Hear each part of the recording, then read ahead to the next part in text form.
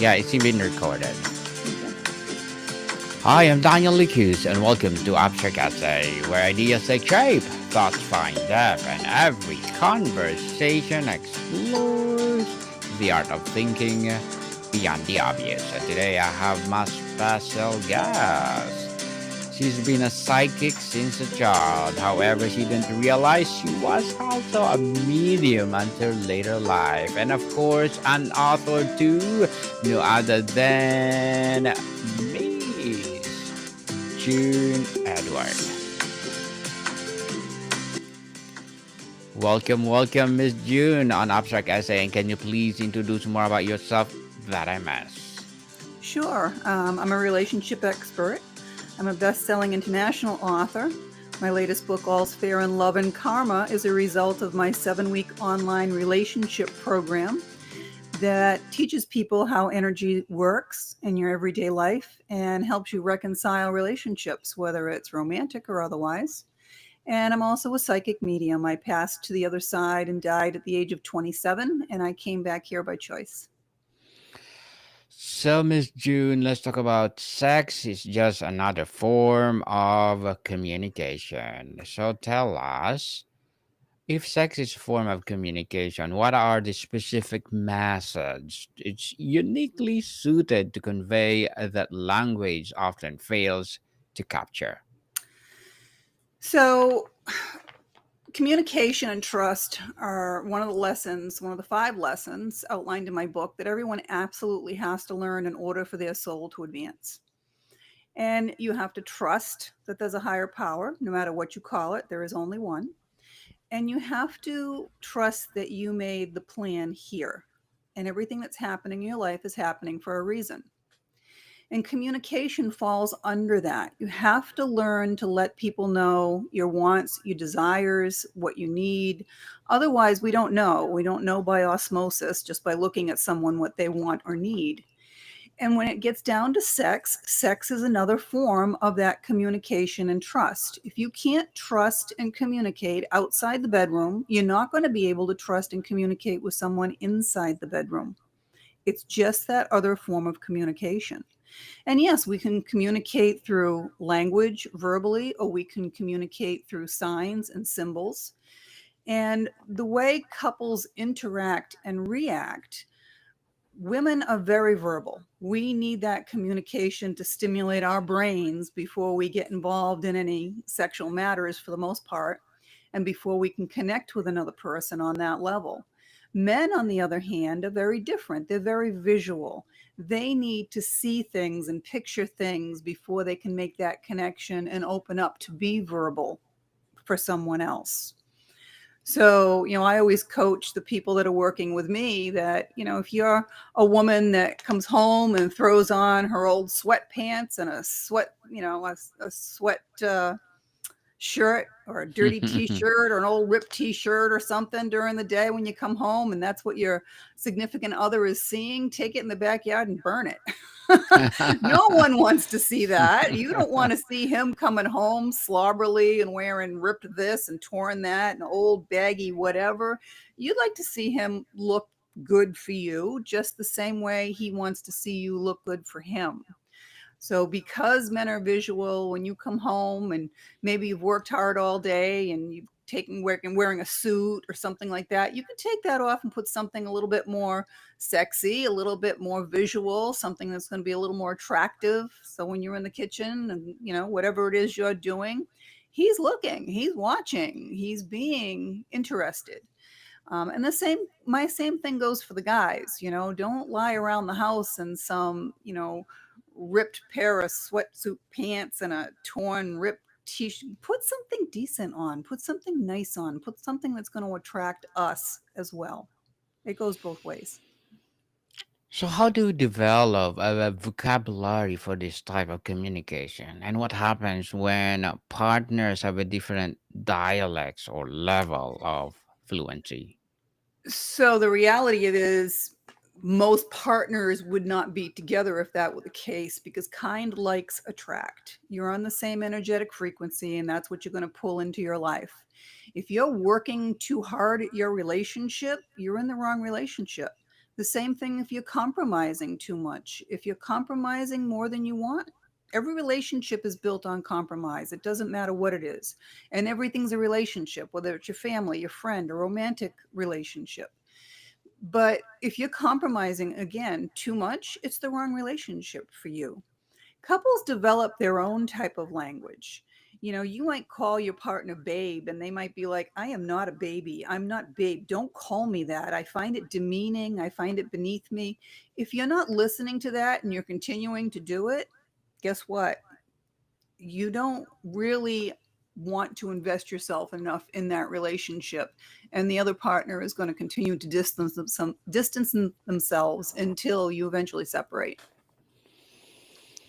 Interesting and empowering answer, Miss June. All communication requires both sending and receiving. How does mindful presence and active listening translate into a sexual experience? So everything has to be a give and take in life. Everything has to stay balanced. Everything has to be an equal energy exchange. If you've got a partner that just keeps running at the mouth about themselves all the time, you need to let them know that they need to just sit quietly for a moment and listen to what it is that you have to say, because you have something that you need to get across to them.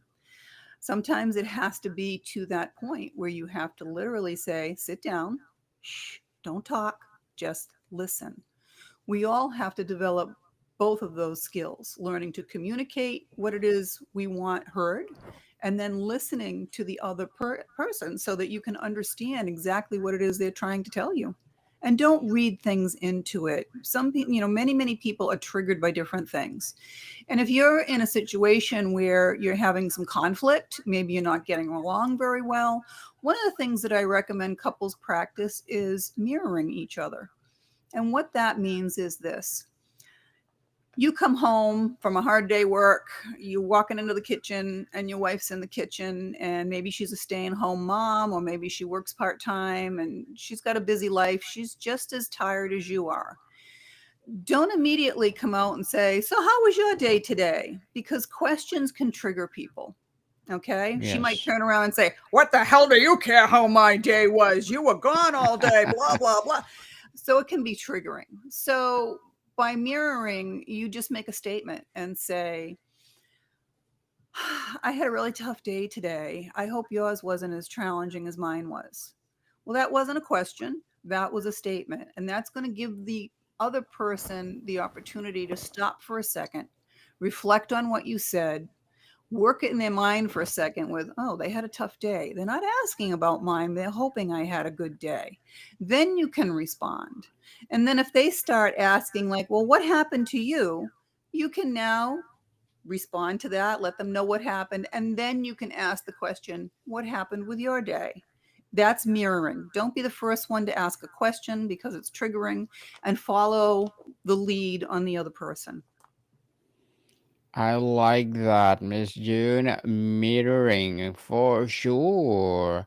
At its healthiest, what is the most fundamental message that sex communicates between partners? Is it I desire you, I accept you, or I trust you, or something else entirely?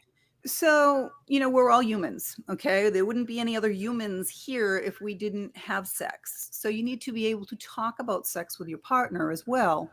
But sex is the fundamental glue that holds a relationship together when other things are falling apart.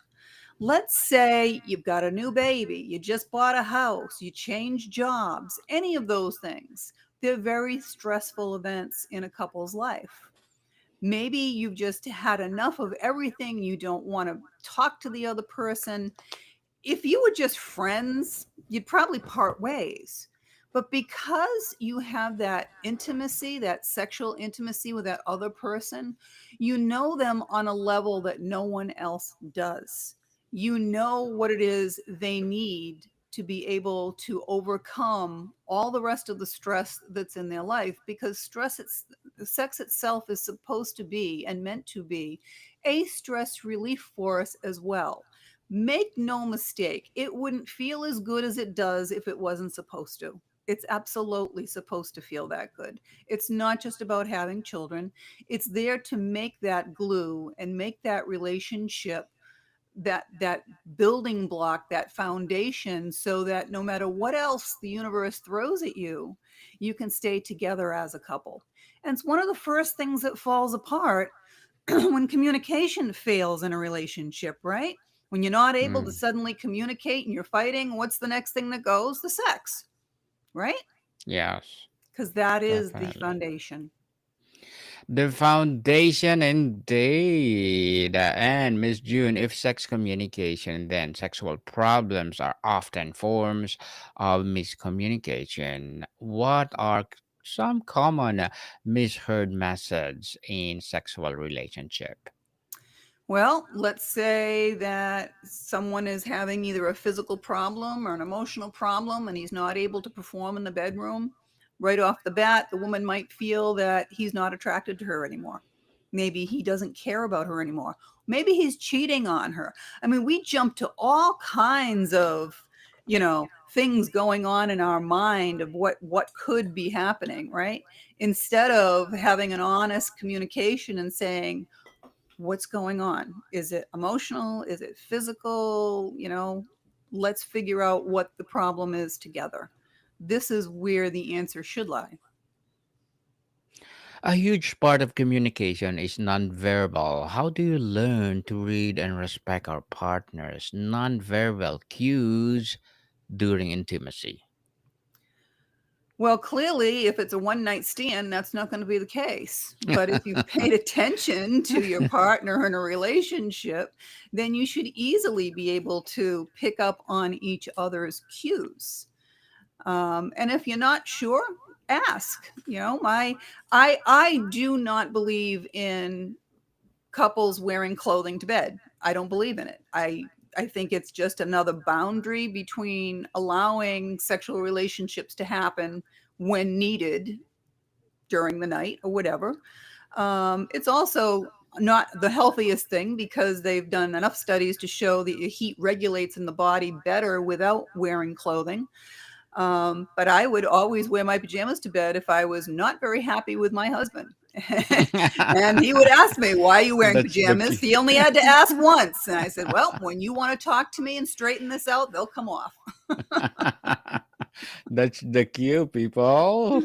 So And it how? was the time that I was Yeah. sick, and I had to say to him point blank, "Listen, I'm really, really sick. I don't want to get dressed. I'm wearing these. I'm going to bed. I've got the flu or whatever. I'm not angry with you."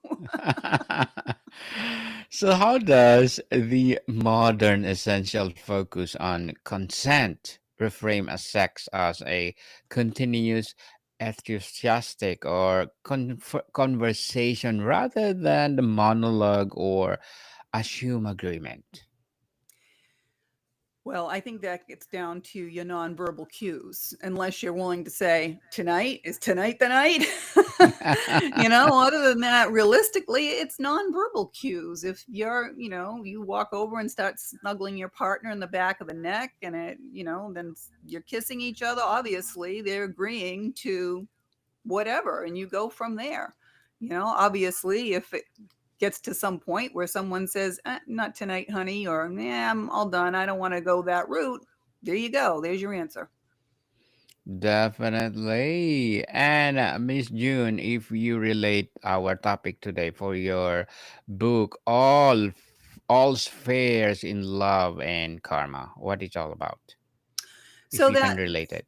Sure, that speaks to the 5 lessons, the soul lessons that you have to learn in order for your soul to advance, because we're not the suit that sits here, we are the soul that's inside.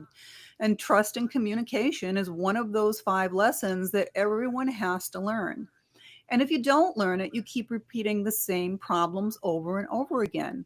Let's just say that you are nonverbal in a relationship. You never talk to your partner. You never let them know what the problems are, what it is you like or don't like, what's on your mind. You're going to be very unhappy and very disgruntled, and that relationship is going to end either by you or the other person. And that doesn't matter if it's a sexual relationship, if it's just maybe lifelong friends and you don't like the fact that they want to go out every Friday night and get hammered and you can't do that. You're married, you've got a child, you work, whatever it is. If you can't communicate, that one's going to end. It's going to be a problem with the next relationship. The universe will keep giving you the same thing with a different face until you can learn the lesson.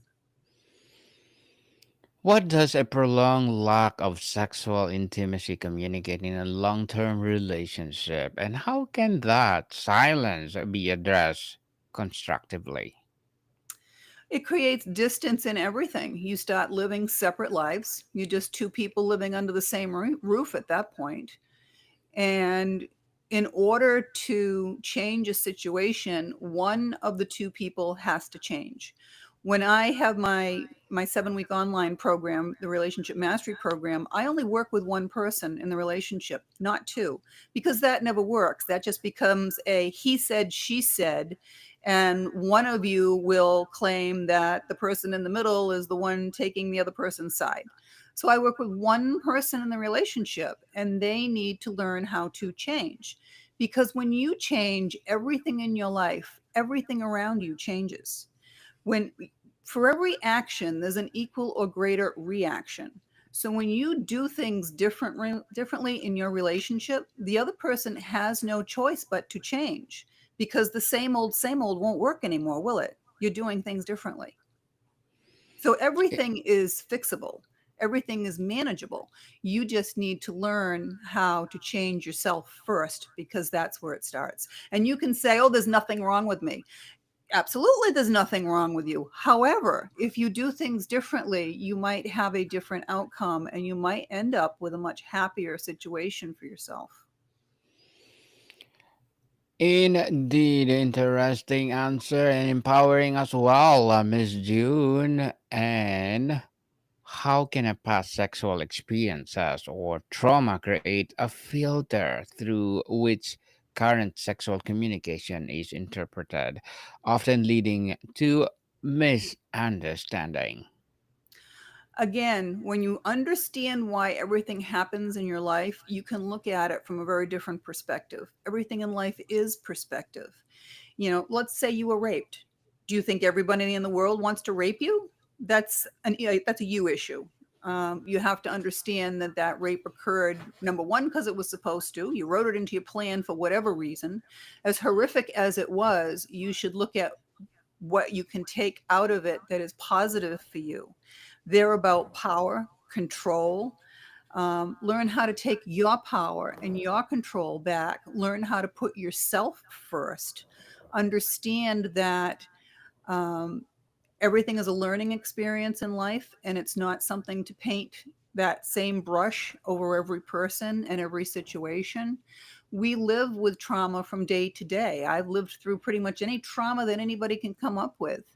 And you have to look at the why behind it and how it's going to change you as a person, how it can empower you as a person, and how it can actually make your relationships that much better and that much more empowering.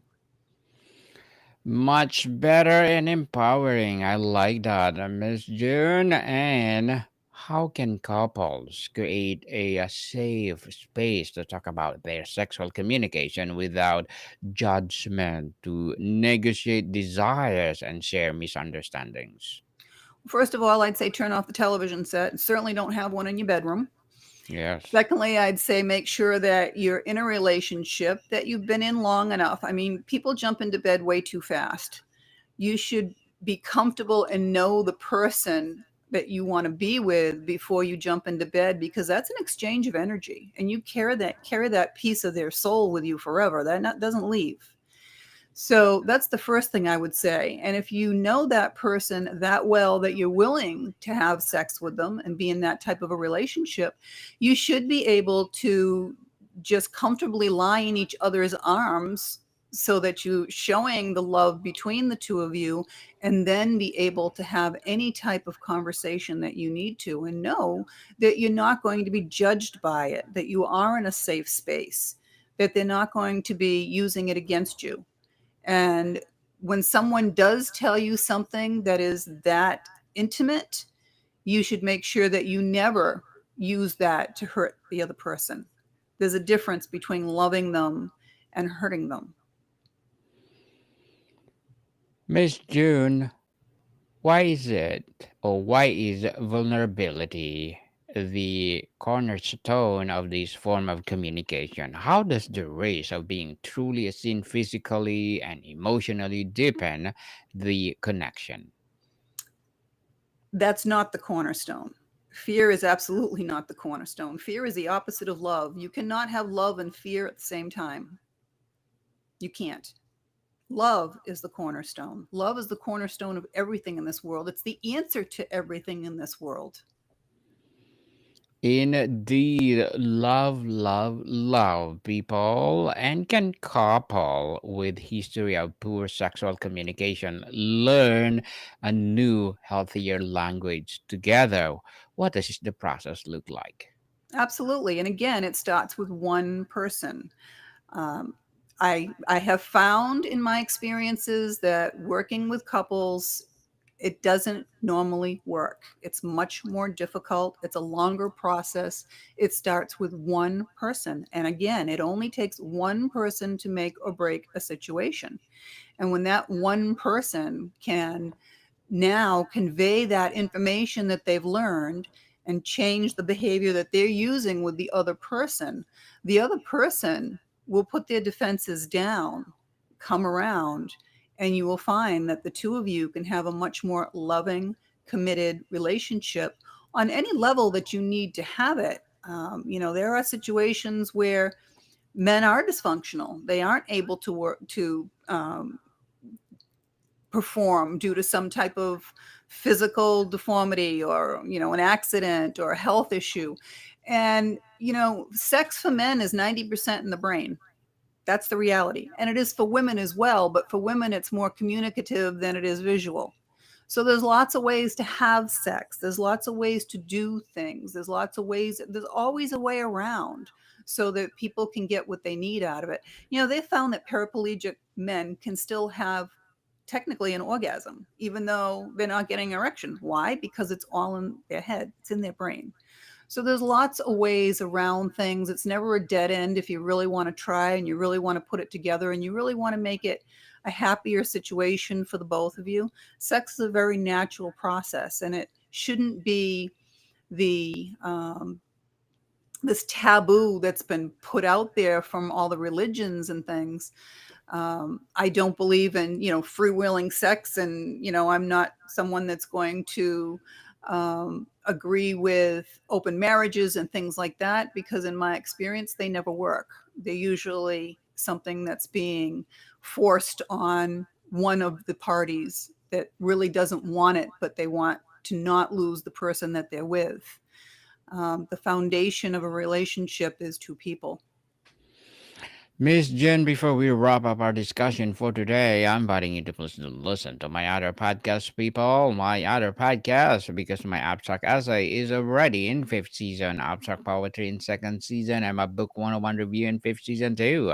Comedy 101 in second season, and my food 101 in fifth season as well. Geography 101 in fourth season, and my baby podcast Law 101 and Mental Health 101. Love letters in third season, and movie 101 review and music 101 in fourth season, and Science 101 and Sex 101 in its first season. Please listen to them wherever you listen your podcast. So, Miss June, if you truly embrace sex as a profound form of communication, how would you transform our relationships and our understanding of intimacy? Again, you need to understand that it is the glue that holds your relationship together. And if you want to transform it, you have to transform yourself first. You have to understand how it works, why it works, and what your outcome is that you want. Yes, indeed, Miss June.